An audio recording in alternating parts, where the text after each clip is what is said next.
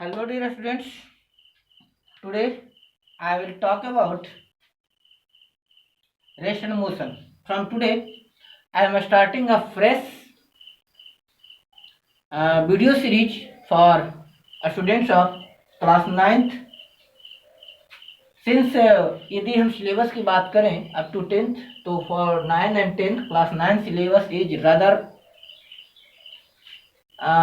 difficult than that of class 10th. It is because class 9th में बहुत सारे basic concept समझना है and that concepts are quite important.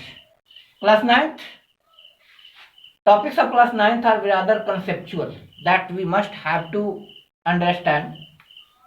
Not difficult, but I can say it is quite interesting. कुछ ऐसा chapter है class 9th के जो चैप्टर्स हैं ना, जितने भी सिलेबस हैं that are observable. अगर फिजिक्स की बात करें तो जो कुछ भी क्लास 9th सिलेबस में पढ़ना है हम उसको आसानी से इजीली ऑब्जर्व करते हैं. हमारे आसपास से घटनाएं घटित होती है, जैसे कोई बॉडी रेस्ट में है या मोशन में है, ये हम पता लगा सकते हैं.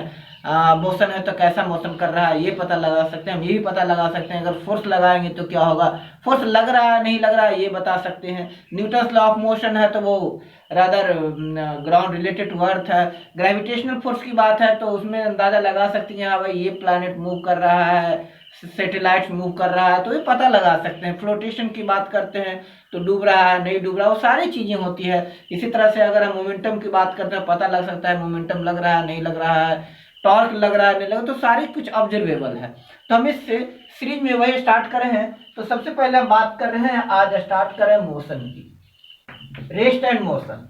तो सबसे पहले जाने कि रेस्ट एंड मोशन क्या है. रेस्ट एंड मोशन क्या है, तो देखिए रेस्ट एंड मोशन की बात करते हैं तो इसके लिए हमें सबसे पहले एक रेफरेंस फ्रेम की बात करते हैं. अब प्रश्न है रेफरेंस फ्रेम क्या है, तो कहना it is a 3 dimensional frame under which physical phenomena are observe. ये 3 डायमेंशनल फेज होता है जिसमें फिजिकल फिनोमेना ऑब्जर्व होता है और ये माना जाता है कि ये फ्रेम रेस्ट में रहता है. इसके अंडर जितनी भी ऑब्जर्विंग फिनोमेना होता है वो मोशन में आ जाती है.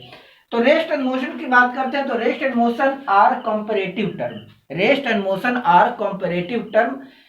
इसमें हमें यही पता इसमें हम यही ऑब्जर्व करते हैं कि भाई दो बॉडी अगर है तो क्या दोनों बॉडी एक दूसरे की रेस्पेक्टिवली टाइम के साथ पोजीशन चेंज कर रहा है नहीं कर रहा है. इससे पहले यानी rest and motion comparative term है जो बतलाता है कि दो बॉडी एक दूसरे के रेस्पेक्टिव पोजीशन चेंज कर रहा है या नहीं कर रहा है. यदि पोजीशन चेंज कर रहा है तो रेस्ट में है, मोशन में है, नहीं कर रहा है तो रेस्ट में है. नहीं समझ में आया, नहीं आया, अभी समझ में आ जाता है.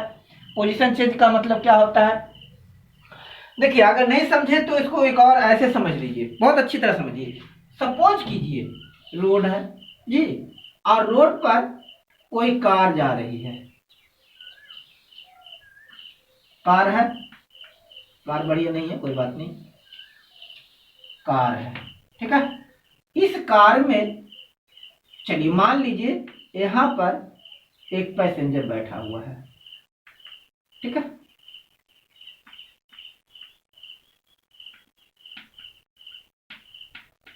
ये पैसेंजर है, चलिए पैसेंजर बैठा दिए, ये बैठा हुआ है ठीक है. चलिए अब इसी में एक सीट यहां पर है.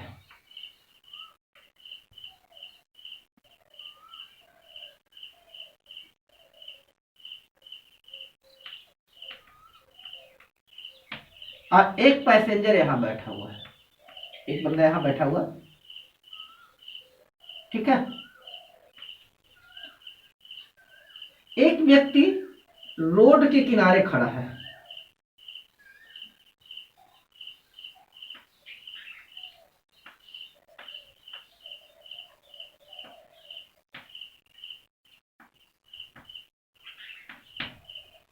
रोड के किनारे खड़ा है ठीक है. मान लीजिए कार राइटवर्ड जा रहा है, ये कार जा रहा है. अब अगर रेस्ट एंड मोशन की बात करेंगे तो इसमें इन दोनों व्यक्ति के लिए ये कार रिफरेंस फ्रेम हो गया. इन दोनों व्यक्ति के लिए कार रिफरेंस फ्रेम है. पहले मान लीजिए कार पैक है, बाहर नहीं देख सकता, लेकिन तो इन दोनों व्यक्ति के लिए कार रेफरेंस फ्रेम हो गया। इट मीन्स कहने का मतलब कार पहले यहां थी, ए पॉइंट पर थी, अब बी पॉइंट पर आ गई और सी पॉइंट पर आ गई। अगर ये व्यक्ति देखता है तो कहते हैं मेरे आगे एक बैठा हुआ है, चाहे वो कार ए पर हो या बी पर हो या सी पर हो, उसे लगेगा कि भाई वो जहां पर था वहीं पर है, क्योंकि ये इसके बगल में बैठा हुआ है ना, तो ये जहां पर था वहीं पर है। तो ये व्यक्ति यानी ये व्यक्ति P है, तो P की तुलना में Q रेस्ट में है, P के कंपैरिजन में Q रेस्ट में। क्यों रेस्ट में है? क्योंकि Q अपना जगह नहीं बदला है। Q अगर अपना जगह बदल देता तो कहता भाई मोशन में है, और तब तक मोशन में होता जब तक जगह बदलता रहता। जगह बदलना छोड़ दिया तो वो रेस्ट में आ गया। बात समझ में आई कुछ?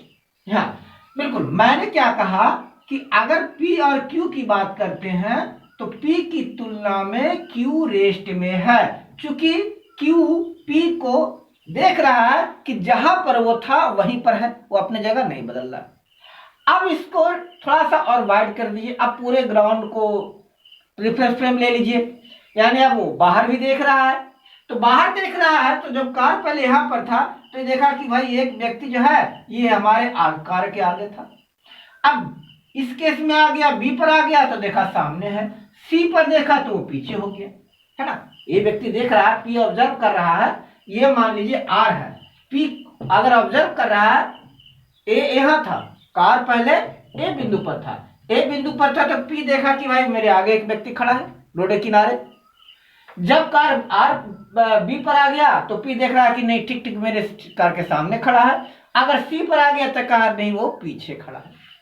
अब क्या हो रहा है कि P जब A को ऑब्जर्व R को ऑब्जर्व कर रहा है तो पहले वो आगे था, फिर साथ में आ गया, अब पीछे आ गया। यानी P देख रहा है कि R जगह चेंज कर रहा है और वो R कहां जा रहा है? पीछे की ओर जा रहा है। अभी हम P की नजर से देख रहे हैं तो P देख रहा है कि R जो है पीछे आ रहा है, कार जा रहा है राइटवर्ड, लेकिन P को R लेफ्ट वर्ड आता दिखेगा। क्यों आता दिखेगा? क्योंकि आगे जा रहा है, तो हम उसकी बात नहीं करेंगे। तो चूंकि P की नजर में R जगह चेंज कर रहा है, P की नजर में R जगह चेंज कर रहा है, इसीलिए P कह सकता है कि R मोशन में है और वो मोशन बैकवर्ड है। अब मान लीजिए R देख रहा है P को, R देख रहा है P को। जब R P को देख रहा है तो पहले P A पर था, अब B पर आ गया, अब C पर आ गया।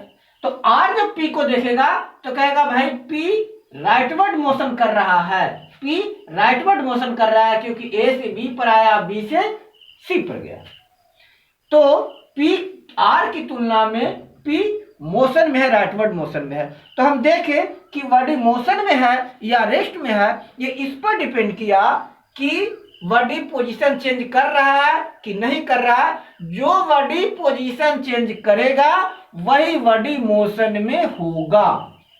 बिल्कुल ध्यान रखिएगा, जो बॉडी पोजीशन चेंज करेगा वही मोशन में होगा, जो पोजीशन चेंज नहीं करेगा वो रेस्ट में होगा। पहला पॉइंट ध्यान रखिएगा इसमें आगे स्टडी करने से पहले कि a body that changes their position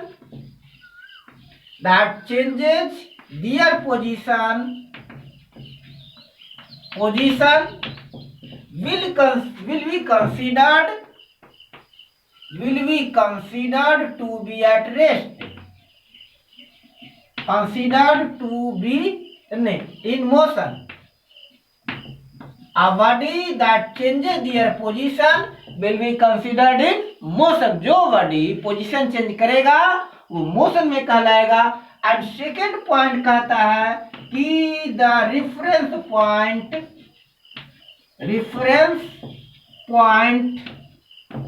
as well point will be considered to be at rest, initially जो रेफरेंस पॉइंट है वो रेस्ट में माना जाएगा। आगे देखेंगे वो कंपैरेटिव स्टडी का आगे किस हो गया तो वो भी बात करेंगे, लेकिन अभी हम यहां समझ लेते हैं, बेसिक समझना है। तो हम कह देंगे कि वह बॉडी जो अपनी पोजीशन चेंज करेगा वो मोशन में कहा जाएगा, जो पोजीशन चेंज नहीं करेगा वो रेस्ट में माना जाएगा। So we can say that और we concluded that rest and motion are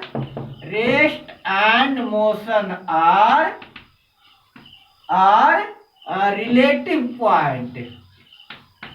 rest and motion are relative point. Rest और मोशन रिलेटिव पॉइंट है, जो देखता है कि एक की तुलना में दूसरा अपना पोजीशन चेंज कर रहा है या नहीं कर रहा है। Clear? Rest and motion are relative point with respect to reference point. Relative with respect to reference point. कोई रेफरेंस पॉइंट होता है जहां से ऑब्जर्वर होता है और observer seems to be at rest, या हम कह सकते हैं कि observer seems to be at rest. Observer rest पर होता है। कहता है कि if observer feels some other body changes their position, the body is said to be in motion. Observer अगर महसूस करता है कि दूसरा बॉडी अपना पोजीशन चेंज कर रहा है तो मोशन में कहलाएगा। क्लियर? तो ये बात हो गई रेस्ट एंड मोशन की। तो अभी तक हम क्या समझे? रेस्ट एंड मोशन में क्या कंसेप्ट लाए? हम लोग पढ़े थे कि a body that changes their position with time is known as the body is said to be in motion if the body changes their position with time. हम ये पढ़े थे। A body said to be in motion if the body changes their position with time, and a body said to be at rest if body does not change their position. चलिए, अब body motion में है, ठीक है, तो क्या होगा? कुछ तो डिस्टेंस ट्रैवल करेगा ना। बॉडी मोशन में है तो कुछ डिस्टेंस ट्रैवल करेगा, राइट। अब डिस्टेंस की बात करेंगे। डिस्टेंस क्या है, डिस्प्लेसमेंट क्या है? क्योंकि डिस्टेंस और डिस्प्लेसमेंट ही ऐसा टर्म है जो हमें बता सकेगा कि भाई मोशन में हो या नहीं हो। तो पहले जाने डिस्टेंस क्या है, डिस्टेंस और डिस्प्लेसमेंट की बात करते हैं। इसका सिंपल सा डेफिनेशन कहता है कि the total length of the path traveled by a body is called distance. The length of the path traveled by a body in given time interval is called distance. पहले definition लिख लिया, फिर इसको समझे। लिख लीजिए डेफिनेशन फटाफट। Total length of the path, total length of the path traveled by a body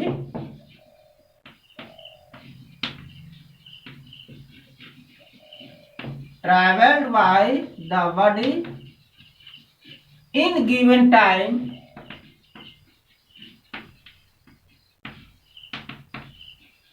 is known as distance. इसको भी थोड़ा समझेंगे अच्छी तरह से। एंड सेकेंड आ गया displacement.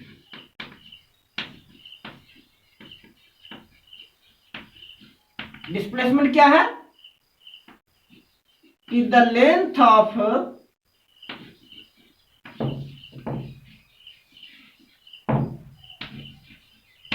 The shortest path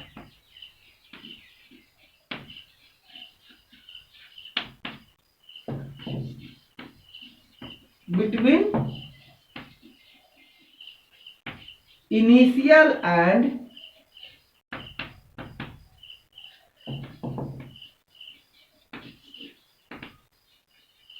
final position of the body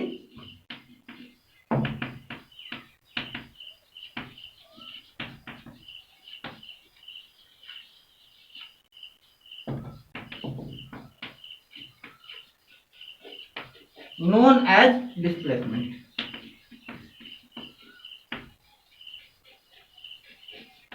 नहीं समझ में आई? चलिए कोई बात नहीं, अभी समझ लेते हैं डिस्टेंस। पहले डेफिनेशन समझ लेते हैं। The total length of the path travelled by body in given time. Given time में बॉडी कितना दूर गया। सपोज बड़ी ए पर था, ठीक है, ए पर था, बी पर आया साउथवर्ड, बी के बाद सी पर आया ईस्टवर्ड, सी के बाद फिर डी पर आ गया नॉर्थवर्ड, डी के बाद फिर ए पर वापस आ गया, ठीक। ए से बी पर आया, बी से सी पर आया, सी से डी पर आ गया, डी से फिर ए पर आ गया, गोल घूमा। अब कहता है क्या कि कितना लेंथ ट्रैवल किया, जो पाथ ट्रैवल किया, जिस रास्ते पर चला, उसकी टोटल लेंथ किया है। तो डिस्टेंस अगर निकालेंगे तो डिस्टेंस इज इक्वल टू हो गया length of A B plus B C plus C D plus D A. से ये चला 5 मीटर, ये चला 6 मीटर, यहाँ चला से 5 मीटर और अगेन 6 मीटर चला। अब उतना टोटल कितना डिस्टेंस ट्रैवल किया, तो ए से बी तक 5 मीटर, बी से सी 6 मीटर, तो 5 plus 6 11 metre, C to D 5 metre, 11 plus 5 16 metre, 16 plus D to A 6 metre 22 metre, है ना। 5 metre plus 6 metre plus 5 metre plus 6 metre equal to 22 metre. ये हो गया डिस्टेंस। बट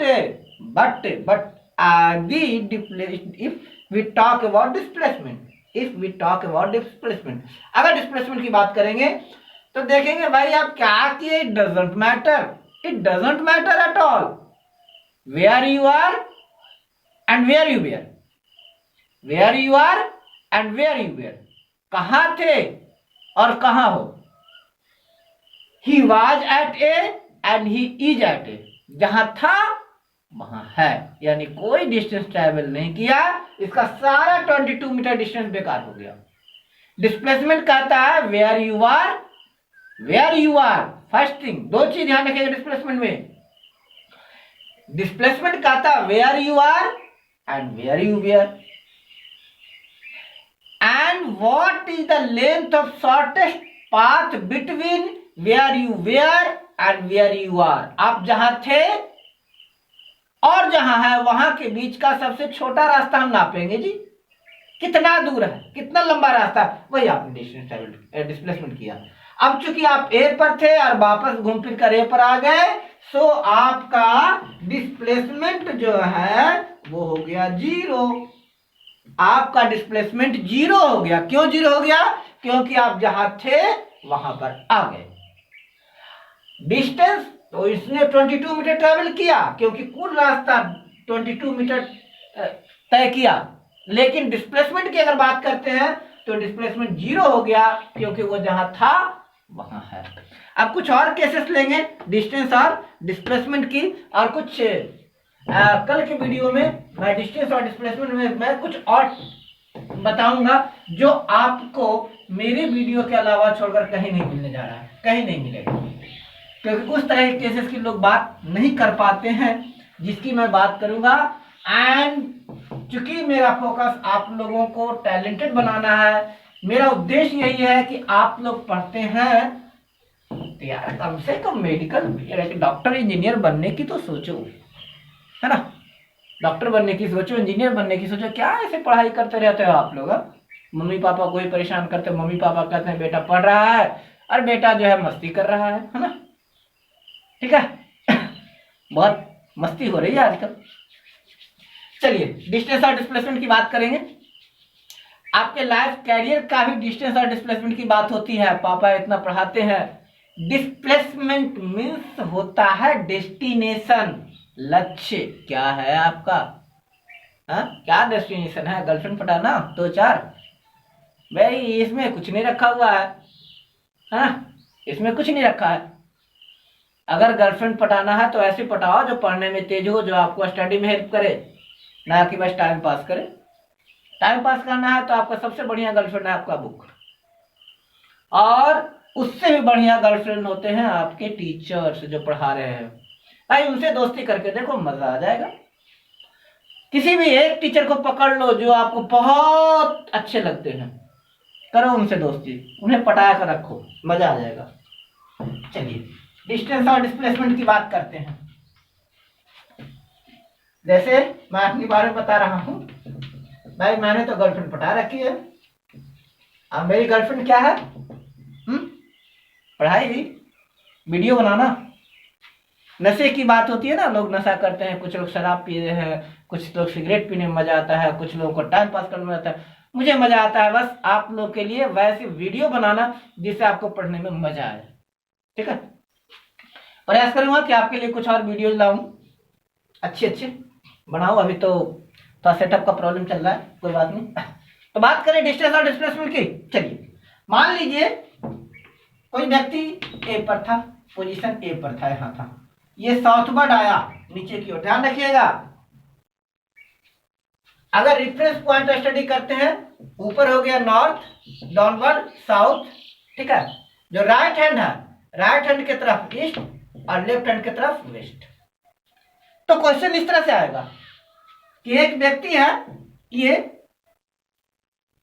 12 मीटर साउथ आया और उसके बाद 5 मीटर नॉर्थ गया, ईस्ट गया। पहले 12 मीटर साउथ आया और 5 मीटर वेस्टवर्ड गया और वो पॉइंट सी पर आ गया। तो कहता है ए और सी के बीच का डिस्टेंस क्या होगा और डिस्प्लेसमेंट क्या होगा। तो डिस्टेंस तो length of the path travel है, डिस्टेंस इज इक्वल टू सीधा निकालिए, तो डिस्टेंस क्या हो गया, A B plus B C. तो ए बी हो गया 12 प्लस बी सी 5, कितना 17 सेंटीमीटर। ठीक है, डिस्प्लेसमेंट की बात है। अब देखिए ए से सी तक मान लीजिए खुला ग्राउंड है, ए और सी के बीच खुला एक पार्क है ना, पार्क है, 12 मीटर या 5 मीटर का एक खेत है। अब ए से सी तक अगर आना है, आप ए पर है, पिताजी आपके सी पॉइंट पर हैं, कहते आ जाओ बेटा, ये इसका मेड़ बना हुआ है, मेड़ समझ है ना, आरी आरी खेत में जो बना होता है मेड़, ये मेड़ है। तो एक आप आए, पहले ए से बी तक आए, मेड़ से होते हुए फिर बी से सी तक आ गए पापा जी के पास। मान लो इसमें कुछ लगा हुआ नहीं है, फसल नहीं है, अभी अभी का चल रहा है, गेहूं कट गया है, खाली खेत है। अब आने का एक ये भी है ना कि आप मस्ती करके ऐसे आ जाओ, ऐसे भी आ सकते हो, आप ऐसे भी आ सकते हो, आप ऐसे भी आ सकते हो, है ना। आप जैसे भी आओ। डिस्प्लेसमेंट की अगर बात करते हैं तो कहता है ए से सी को मिला लो, यही लेंथ डिस्प्लेसमेंट होगा। डिस्प्लेसमेंट पाथ की अगर बात करते हैं कि अ लाइन और a straight line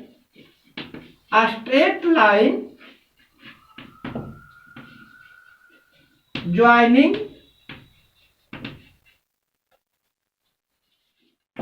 initial and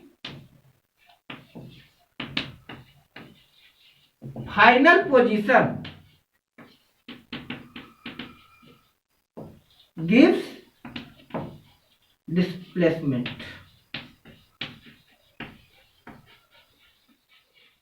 straight line जो इनिशियल और पोजीशन की को मिलाता, कि इनिशियल और फाइनल पोजीशन को मिलाता है, डिस्प्लेसमेंट कहलाता है। डिस्प्लेसमेंट हमेशा स्ट्रेट लाइन होगा। स्ट्रेट लाइन क्यों?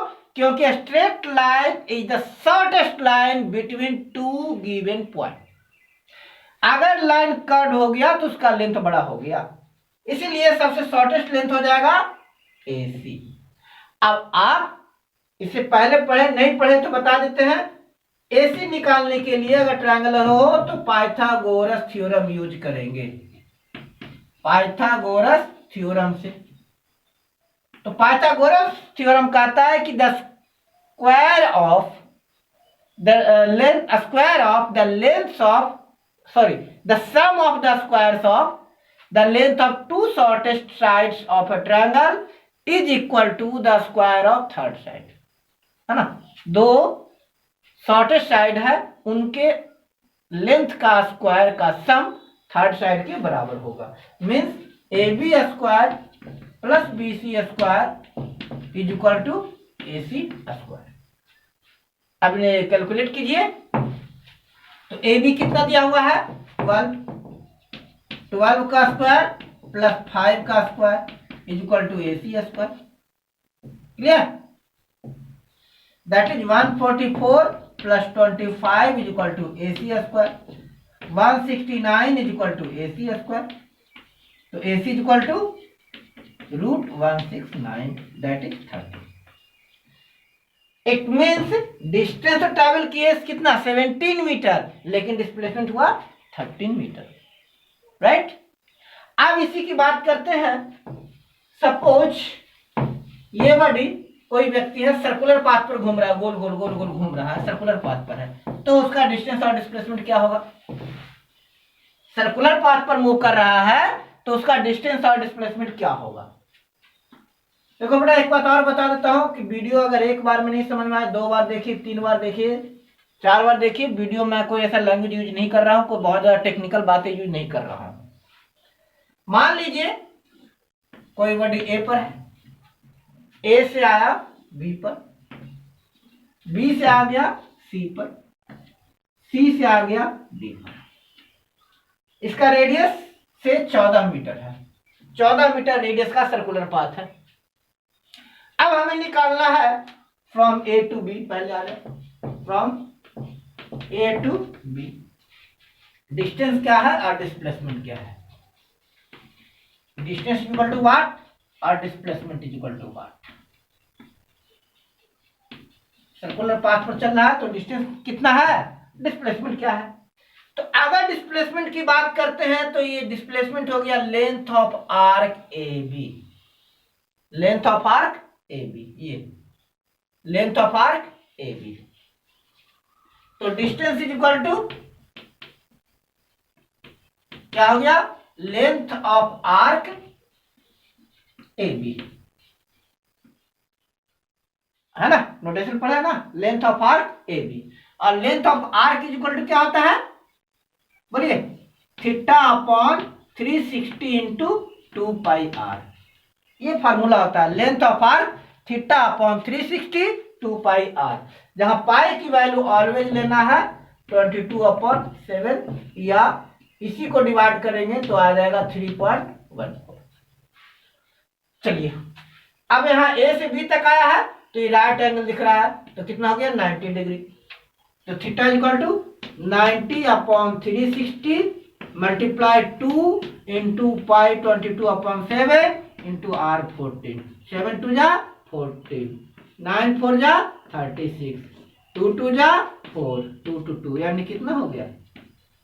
डिस्टेंस हो गया 22 मीटर। लेकिन डिस्प्लेसमेंट, तो डिस्प्लेसमेंट मैंने क्या बताया था? ये देखिए, फिर कर्व पाथ आ गया नहीं, डिस्प्लेसमेंट होगा ए और बी को मिलाने वाली स्ट्रेट लाइन। ये हो गया आपका डिस्प्लेसमेंट। अगर सर्कुलर पाथ है तो चूंकि रेडियस सेम है, तो फॉर सर्कुलर पाथ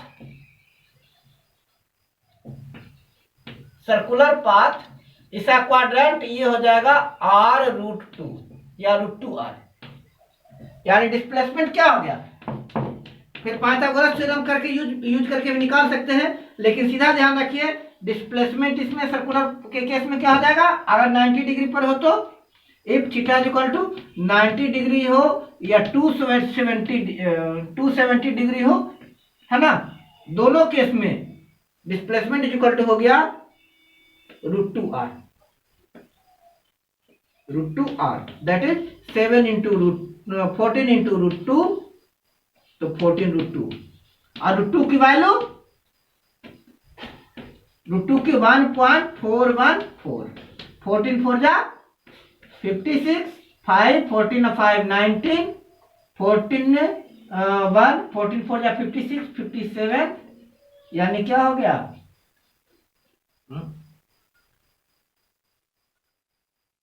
गलत आ गया।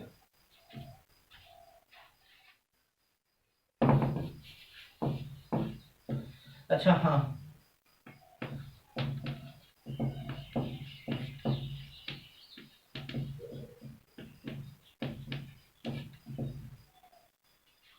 यस, ये आ गया 19796 19.796 मीटर। डिस्टेंस कितना आ गया 22 मीटर, डिस्प्लेसमेंट हो गया 19.796 मीटर। क्लियर। चलिए अब कर रहे हैं बॉडी आपका आ गया बी टू सी। बॉडी कहाँ है बी टू सी।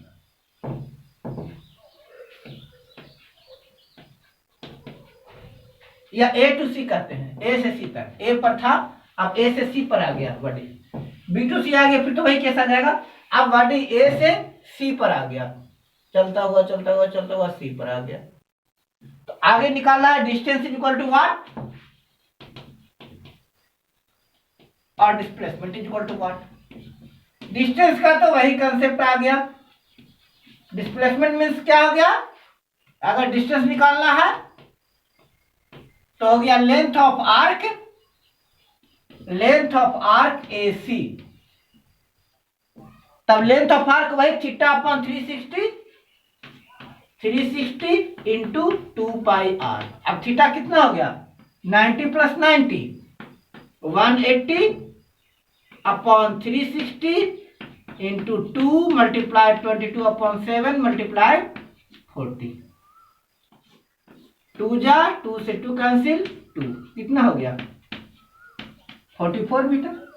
लेकिन अगर डिस्प्लेसमेंट की बात करते हैं तो displacement shortest path between initial and final position straight line joining A and C, that is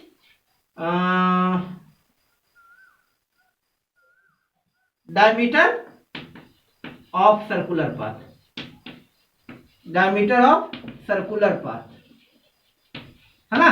चला ना आर ये और आर ये तो 2r, तो कितना हो गया 2 इंटू 28 मीटर। यहां डिस्टेंस 44 मीटर है और डिस्प्लेसमेंट कितना आ गया 28 मीटर। चलिए एक और केस देख लेते हैं। अब बॉडी डी पर आ गया, ए टू डी।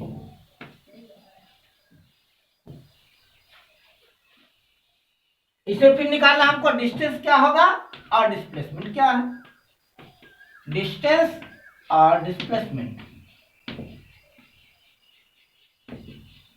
ठीक है।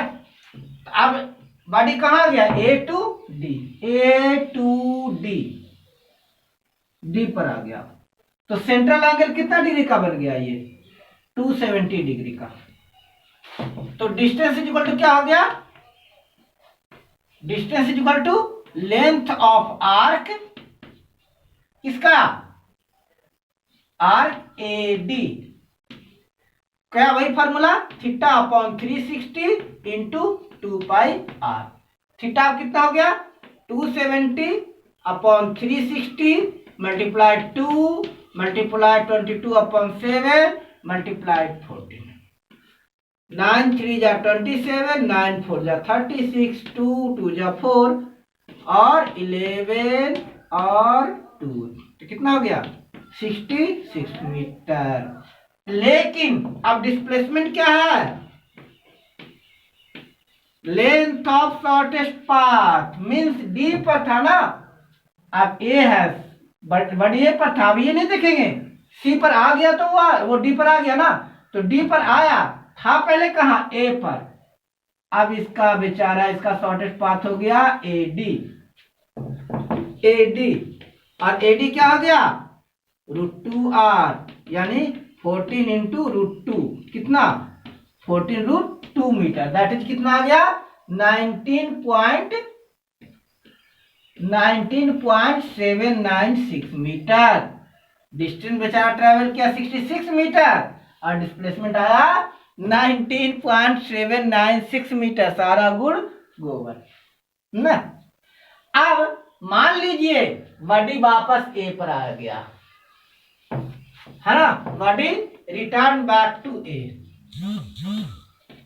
है ना, डी पर था, डी से फिर ए पर आ गया, ए पर आ गया तो डिस्टेंस क्या है, अब क्या हो गया डिस्टेंस के केस में अब पूरा सरकमफ्रेंस ऑफ द सर्कल पूरा घूम गया ना, एक चक्कर लगा लिया ना, सरकमफ्रेंस ऑफ द सर्कल।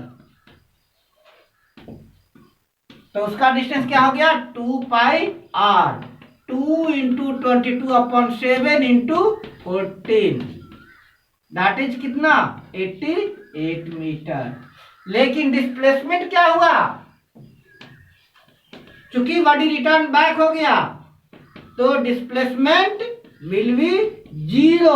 क्यों कि since the body return back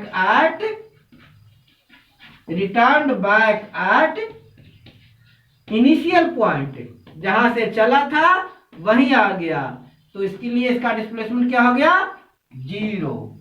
to do आप लोग क्या कीजिएगा, इसी में मैं चेंज करता हूं, आपको डिस्टेंस और डिस्प्लेसमेंट निकालना है।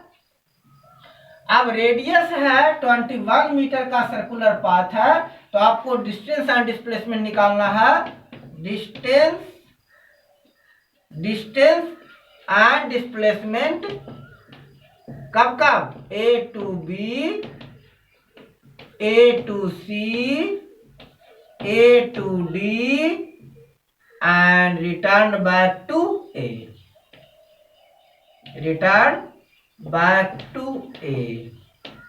ठीक है। ये जो मैंने केस किया था, आपको रेडियस लेना है 21 metre. Thanks for watching my video. Please subscribe my channel and push the bell icon so that you get notification when I upload a video.